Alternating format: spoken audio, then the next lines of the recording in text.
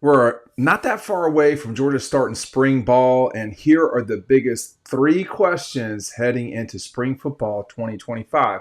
Stick with me through all three because they all could be very determinative of this season. As you know, Georgia won the Southeastern Conference for the 15th time in school history. They did that this past season in 2024, but there's been a lot of transition since that time, even specifically from that game forward. We've seen Carson Beck leave. He's going to Miami. That he's leaving is not a surprise. That he went to Miami was. We've seen a bunch of guys from the offensive line as well as defense move on. Georgia's going to have to replace a lot of guys defensively. They're kind of used to that. But let's touch on the three things that that everybody's going to be spotlighting as Georgia gets ready for spring practice, which starts Tuesday. Make sure you're signing up for our newsletter. The link to that is right down below. It's an important time of the year. Number one, the first of the three. What does the offensive line look like? This was a unit that really disappointed this past season. It's a group that they just got to get better. The run game was almost non-existent. It certainly was non-existent when they needed it to be existent. Pass protection was better than run blocking, and you saw that. They were able to throw it a lot. But in this league, in the Southeastern Conference, and really anywhere in college football, but specifically in the SEC, you're going to have to be able to run the football. Georgia wasn't good at that last year. They were adequate at best, and it was a massive step backwards. They only had one game in the entire season, 14 games. They had one game where they had more than 200 yards rushing. It's not Georgia football. It certainly isn't Georgia football under Kirby Smart. So what's the offensive line look like? You've lost Tate Ratledge. You've lost Jared Wilson. You've lost Xavier Truss. I mean, those guys played a lot of snaps for Georgia. Two of those guys were starters on national championship teams. Those guys are gone now. Georgia's going to have to figure that part out. It's up to Mike Bobo, Stacey Searles, Kirby Smart to get that right. Number two, is there a competition at quarterback? You got Ryan Puglisi, who, behind the scenes, there's some bubbling on the surface. Say this guy, could be pretty good one day.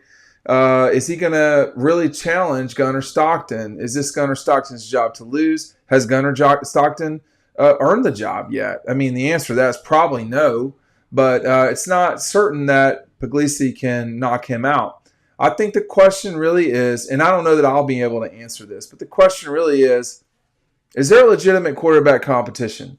It seems like for the first time, probably in a while, there's a legitimate competition at quarterback. I mean, think about it this way for spring.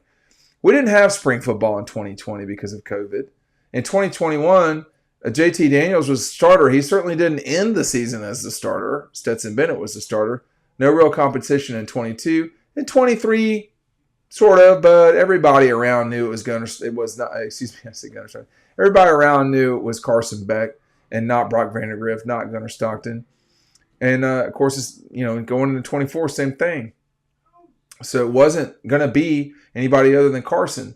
In 19, it was just a Jake Fromm show, and in 18, you had the emergence of Justin Fields, and pretty obvious what Justin could do physically. But you're asking the guy to come in from high school and displace a person who just led Georgia to the first SEC championship in 12 years within a play of winning the national championship. So I'm sure there was some competition to be sure, but I think this is the first time that we've seen the ability to have a legitimate quarterback competition heading into the fall. You've got two games coming out of the fall, at the beginning of the fall, before you play Tennessee, Marshall, and then a directional school, to where you could really play both guys a fair amount. And if you wanted to make a change, you could.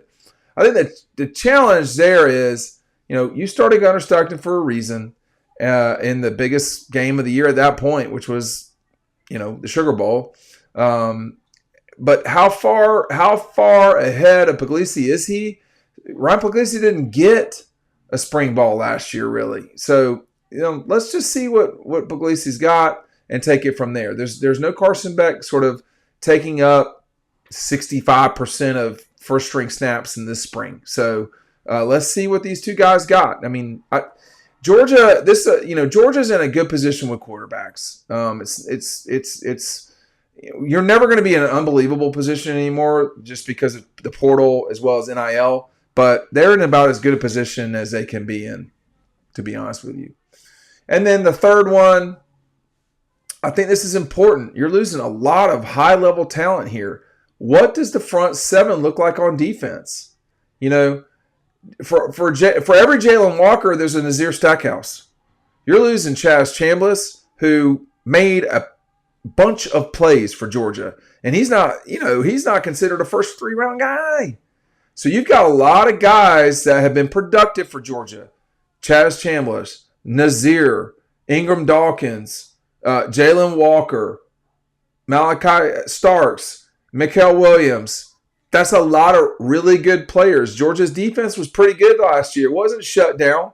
How are they going to regenerate this defense? Well, how is this thing going to grow? You know, they've gone out and gotten some guys in the portal. Not many, but enough. Dan Jackson's gone too. So there's a lot that you're missing here on the defensive side of the ball. If you can trust anything from Kirby Smart, it's that his defenses will be good because they're going to be disciplined, they're going to be fast, and they're going to know how to do the dirty work, basically. But this team, you know, the talent, it's definitely gone backwards on the defensive side of the ball. It went backwards from 21 to 22 as well. Okay? It went backwards from 21 to 22 as well. So that you regress, or on paper that you regress, does not necessarily mean that that will be the final result. So those are the three things. I think, you know, at the end of the day, you know, for Georgia to be elite the way that they have been, you know, most of this decade, the biggest thing that's got to improve is the offensive line.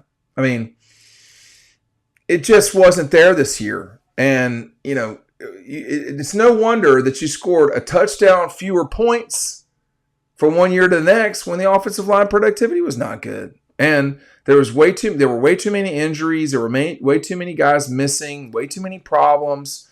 You know, again, you think about it. They have multiple guys on the offensive line miss games because they were starters. You had multiple games where the starting running back did not start. You had perhaps the most important game of the season where the starting quarterback did not play. Way too many injuries this past season at Georgia.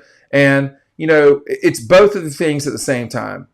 That's football, but, you know, at the same time, you need your guys. So there's got to be a way in this new world of college football to build depth in a new way. I mean, it's very challenging. It really is. It's a very challenging situation that Kirby and company are in, but that's what the $13 million is for, is to figure these things out. Everybody's got problems.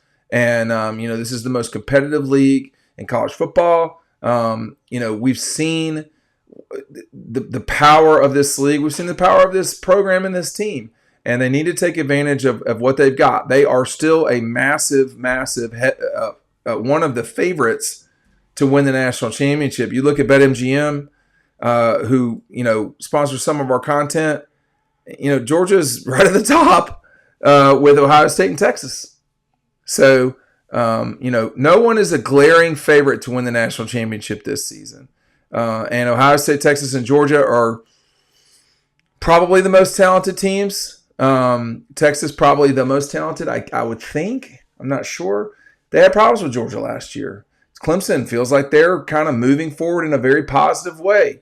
Could that be a different outcome this season? You know, I don't know.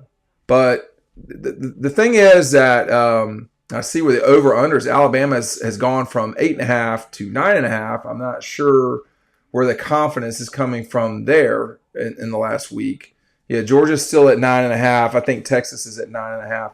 So the betting public is going to love to bet Alabama. It doesn't mean it's based in reality. So there's that. But look, you know, this is a critical part of the season. Spring sets everything up. Everything is set up because of the spring, and it's go time. And I think those are the three things that Georgia fans need to pay attention to and watch out for. We'll get Kirby on Tuesday. Make sure you're paying attention. Sign up for our newsletter down below. Doesn't cost anything. We'll see you on the next video. Thanks for watching.